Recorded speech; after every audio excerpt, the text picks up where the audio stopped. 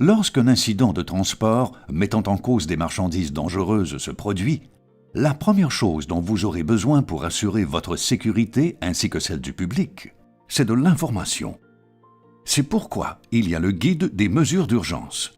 Pendant plus de 3 décennies, le GMU a aidé les premiers intervenants à identifier les marchandises dangereuses et les dangers qu'elles posent afin qu'ils puissent prendre des décisions éclairées en matière de sécurité lorsqu'ils arrivent sur les lieux d'un incident. Tous les 4 ans, les personnes responsables du guide au Canada, aux États-Unis, au Mexique et en Argentine le révisent afin de s'assurer qu'il reflète les plus récentes recherches sur les marchandises dangereuses et technologies du transport et d'en faciliter l'utilisation. Le GMU est divisé en sections de couleurs différentes pour une consultation rapide. Examinons d'abord les pages blanches au début du guide. Sur la toute première page se trouve un organigramme qui décrit chacune des étapes du processus décisionnel. Nous verrons l'organigramme plus en détail à la fin de la vidéo. Cette section comporte des renseignements sur les plaques, les étiquettes et les marques utilisées pour identifier les différentes classes de marchandises dangereuses. À côté de chaque série de plaques se trouve un cercle noir avec un numéro à 3 chiffres. Ce numéro correspond à un guide précis dans la section orange qui décrit comment intervenir en cas d'incident mettant en cause ce type de produit. Vous trouverez aussi des numéros de guide pour les différents types de wagons et de remorques routières en fonction de leur forme et des marchandises dangereuses courantes habituellement transportées dans chacun d'eux.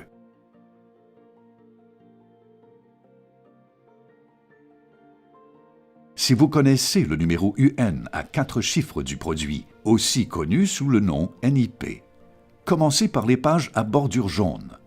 Ici, les marchandises dangereuses sont énumérées par ordre de numéro UN, suivi par un numéro à 3 chiffres, correspondant à un guide dans les pages à bordure orange.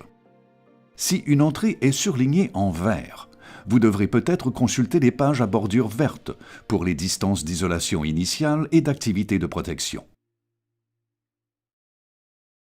Les pages à bordure bleue fonctionnent de la même façon, mais les marchandises dangereuses sont énumérées par ordre alphabétique plutôt que par le numéro UN.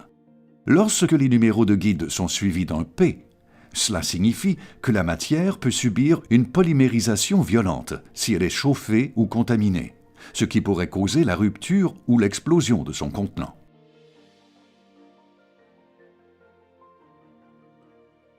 Les pages à bordure orange sont les plus importantes du GMU.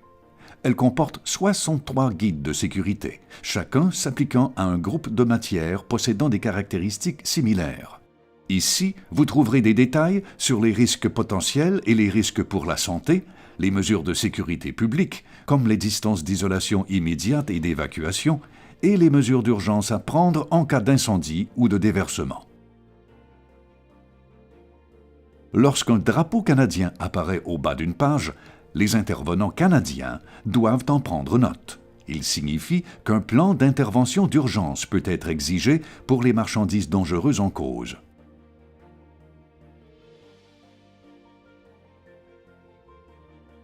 Pour toute matière surlignée en vert dans les pages à bordure jaune et bleue, les tableaux dans la section verte présentent des distances d'isolation initiale et d'activité de protection plus détaillées. Le tableau en donne les distances recommandées en aval du vent, du jour ou de nuit, pour les petits et grands déversements. Le tableau 2 énumère les marchandises dangereuses qui génèrent de grandes quantités de gaz toxiques lorsqu'elles sont déversées dans l'eau et décrit les gaz qui sont générés. Pour les grands déversements des 6 gaz toxiques par inhalation les plus courants, le tableau 3 présente les distances d'isolation et de protection recommandées selon le type de contenant et la vitesse du vent.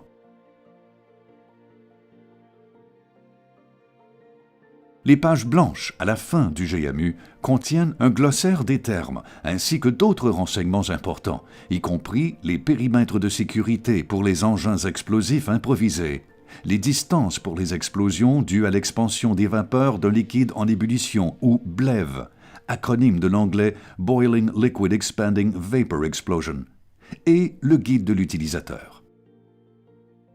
Pour la prise de décision sur le terrain, le GMU contient un organigramme à code de couleur qui décrit chacune des étapes à suivre. Voici comment il fonctionne. Prenons comme exemple un grand déversement d'essence. Vous ne voyez pas de plaque ou d'étiquette explosive sur le contenant, mais le numéro UN est clairement visible, 1203. Cela vous amène aux pages à bordure jaune, où nous voyons que la matière en cause est l'essence. Le numéro à 3 chiffres pour l'essence est 128. Puisque l'entrée n'est pas surlignée en vert et qu'il n'y a pas de P pour la polymérisation, nous pouvons passer directement au guide 128 pour les instructions. Examinons maintenant un scénario plus complexe. Un wagon fuit à une installation dans votre région. Vous ne voyez pas de plaque explosive, ni de numéro UN. Mais un employé confirme que le wagon contient du chlore. Puisque vous connaissez le nom de la marchandise dangereuse, vous vous rendez aux pages à bordure bleue. Et vous voyez que le numéro du guide à 3 chiffres pour le chlore est 124. Assurez-vous également de bien noter son numéro UN, 1017. Vous voyez que l'entrée pour le chlore est surlignée en vert. Donc, en plus d'utiliser le guide orange 124, vous devrez consulter le tableau 1 dans les pages à bordure verte pour les distances d'isolation initiale et de protection. La décision d'aller à la section verte ou orange dépend de l'état de la matière, c'est-à-dire si elle est en feu ou non. Dans ce cas, elle ne l'est pas. Vous pouvez donc passer au tableau 1. Si elle l'était, vous devriez d'abord vérifier le guide 124 pour les détails sur les incendies et l'évacuation. Vous voyez que le tableau contient une note indiquant de consulter le tableau 3 pour UN 1017. Dans ce cas, la distance d'isolation initiale suggérée est de 1000 mètres. Les distances de protection sont par la suite déterminées par l'heure du jour et la vitesse du vent à l'endroit où vous vous trouvez. N'oubliez pas de consulter le guide 124 pour des renseignements plus généraux sur les risques potentiels et les mesures d'intervention d'urgence. Mais que faire si vous ne connaissez ni le nom ni le numéro UN de la matière lorsque vous arrivez sur la scène? Si la seule chose que vous pouvez voir sur le wagon est une plaque blanche avec un crâne au-dessus du chiffre 2, vous devez vous rendre aux pages 8 et 9. Et trouver votre plaque parmi les illustrations. Pour celui-ci, vous devez aller au guide 123 pour les instructions. Ces guides peuvent vous aider à déterminer la meilleure mesure à prendre jusqu'à ce que vous trouviez le numéro UN ou le nom exact de la matière. Peu importe la situation, ne vous pressez jamais. En tant que premier intervenant, la sécurité est votre premier objectif.